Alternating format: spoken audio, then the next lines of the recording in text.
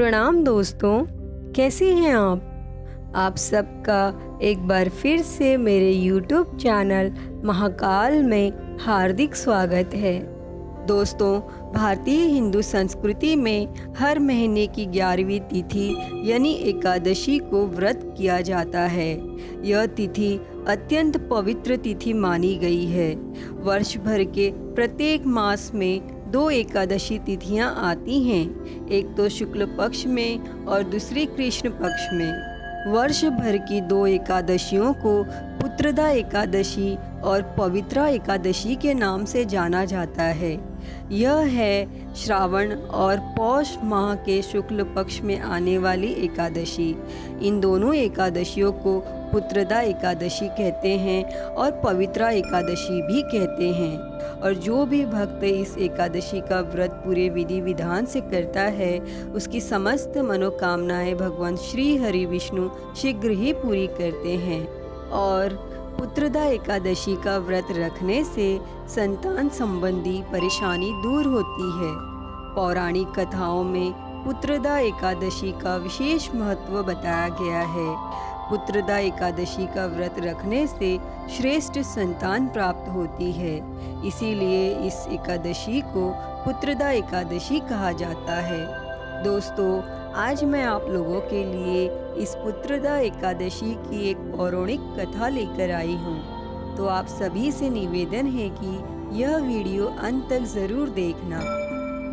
दोस्तों, एक समय की बात है जब महाराज युधिष्ठिर ने भगवान श्री कृष्ण से पूछा कि श्रावण शुक्ल एकादशी का क्या नाम है और इस व्रत को करने की विधि तथा इसका महत्व कृपा करके विस्तार से बताइए। तब भगवान श्री कृष्ण कहने लगे कि इस एकादशी का नाम पुत्रदा एकादशी है। अब आप शांति पूर्वक इसकी कथा सुनिए, क्योंकि इसके सुनने मात्र से ही वाजपेयी यज्ञ का फल मिलता है। और इतना कहकर भगवान श्री कृष्ण ने कथा सुनानी शुरू की। द्वापर युग के आरंभ में महिष्मति नाम की एक नगरी थी, जिसमें महिजीत नाम का एक राजा राज्य करता था। लेकिन पुत्रहीन होने के कारण राजा को राज्य सुखदायक नहीं लगता था। उसका मानना था कि जिसकी संतान न हो, उसके लिए यह लोक और परलोक दोनों ही दुखदायक होते हैं। पुत्र सुख की प्राप्ति के लिए राजा ने अनेक उपाय किए, परंतु राजा को पुत्र की प्राप्ति नहीं हुई। और वृद्धा अवस्था आती देखकर राजा ने प्रजा के प्रतिनिधियों को बुलाया और कहा, हे प्रजाजनों, मेरे खजाने में अन्याय से उपार्जन किया हुआ धन नहीं है। न मैंने कभी देवताओं और ब्राह्मणों का धन छीना है। किसी दूसरे की धरोहर भी मैंने नहीं ली। प्रजा को पुत्र के समान पालता रहा। मैं अपराधियों को पुत्र और बांधवों की तरह दंड देता रहा। कभी किसी से घृणा नहीं की, सबको समान माना है। सज्जनों की सदा पूजा करता हूँ। इस प्रकार धर्मयुक्त राज्य करते हुए भी मेरे पुत्र नहीं है, सो मैं अत्यंत दुख पा रहा हूँ। इसका क्या कारण है? राजा महिजीत की इस बात को विचारने के लिए मंत्री और प्रजा के प्रतिनिधि वन गए। वहाँ बड़े बड़े ऋषि मुनियों के दर्शन किए। राजा की उत्तम कामना की पूर्ति के लिए किसी श्रेष्ठ तपस्वी मुनि को देखते फिरते रहे। फिर एक आश्रम में उन्होंने एक अत्यंत वयोवृद्ध, धर्म के ज्ञाता, बड़े तपस्वी, परमात्मा में मन लगाए हुए निराहार, जितेंद्रिय, जितात्मा, जितक्रोध और सनातन धर्म के गूढ़ तत्वों को जानने वाले समस्त शास्त्रों के ज्ञाता महात्मा लोमेश मुनि को देखा, जिनका कल्प के व्यतीत होने पर एक रोम गिरता था। तब सबने जाकर ऋषि को प्रणाम किया। उन लोगों को देखकर मुनि ने पूछा कि आप लोग किस कारण से आए हैं? निसंदेह मैं आप लोगों का हित करूंगा। मेरा जन्म केवल दूसरों के उपकार के लिए हुआ है, इसमें संदेह मत करो।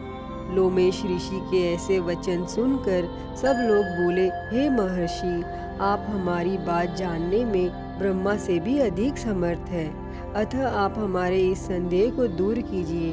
महिष्मतिपुरी का धर्मात्मा राजा महिजीत प्रजा का पुत्र के समान पालन करता है, फिर भी वह पुत्रहीन होने के कारण दुखी है। उन लोगों ने आगे कहा कि हम लोग उसकी प्रजा हैं, अतः उसके दुख से हम भी दुखी हैं। आपके दर्शन से हमें पूर्ण विश्वास है कि हमारा यह संकट अवश्य दूर हो जाएगा, क्योंकि महान पुरुषों के दर्शन मात्र से अनेक कष्ट दूर हो जाते हैं।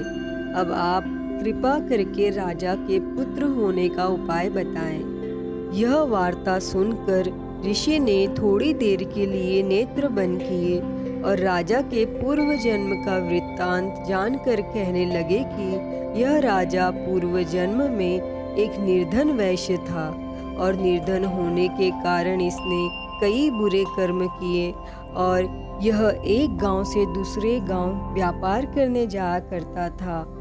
एक समय ज्येष्ठ मास के शुक्ल पक्ष की द्वादशी के दिन मध्याह्न के समय वह 2 दिन से भूखा प्यासा एक जलाशय पर जल पीने गया और उसी स्थान पर एक तत्काल की ब्याही हुई प्यासी गौ जल पी रही थी और राजा ने उस प्यासी गाय को जल पीते हुए हटा दिया और स्वयं जल पीने लगा।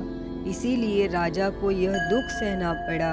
एकादशी के दिन भूखा रहने से वह राजा हुआ और प्यासी गौ को जल पीते हुए हटाने के कारण पुत्र वियोग का दुख सहना पड़ रहा है। तब ऐसा सुनकर सब लोग कहने लगे कि हे ऋषि, शास्त्रों में पापों का प्रायश्चित भी लिखा है, अतः जिस प्रकार राजा का यह पाप नष्ट हो जाए, आप ऐसा उपाय बताइए।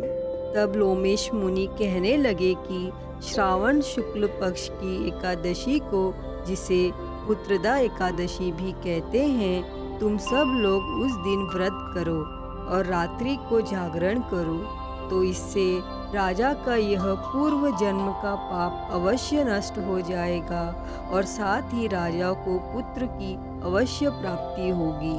और लोमेश ऋषि के ऐसे वचन सुनकर मंत्रियों सहित सारी प्रजा नगर को वापस लौट आई और जब श्रावण शुक्ल एकादशी आई तो ऋषि की आज्ञा अनुसार सब ने पुत्रदा एकादशी का व्रत और जागरण किया और इसके पश्चात द्वादशी के दिन इसके पुण्य का फल राजा को दिया गया और उस पुण्य के प्रभाव से रानी ने गर्भ धारण किया और प्रसव काल समाप्त होने पर राजा को एक बड़ा तेजस्वी पुत्र हुआ। तब भगवान श्री कृष्ण ने कहा, हे राजन, इसीलिए इस श्रावण शुक्ल एकादशी का नाम पुत्रदा पड़ा। अतः संतान सुख की इच्छा हासिल करने वाले इस व्रत को अवश्य करें। दोस्तों, इस कथा को पढ़ने तथा इसके महात्म्य को सुनने से मनुष्य इस लोक में संतान सुख भोगकर सब पापों से मुक्त हो जाता है और परलोक में स्वर्ग में जाता है।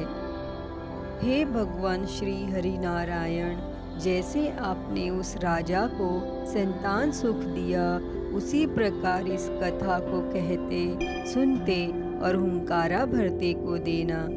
जय श्री हरि नारायण। दोस्तों, अगर आप लोगों को मेरी ये वीडियो अच्छी लगी हो तो प्लीज़ लाइक करें, शेयर करें, कमेंट करें और मेरे चैनल को सब्सक्राइब कर नोटिफिकेशन बेल को ज़रूर ऑन करें। हर हर महादेव। धन्यवाद।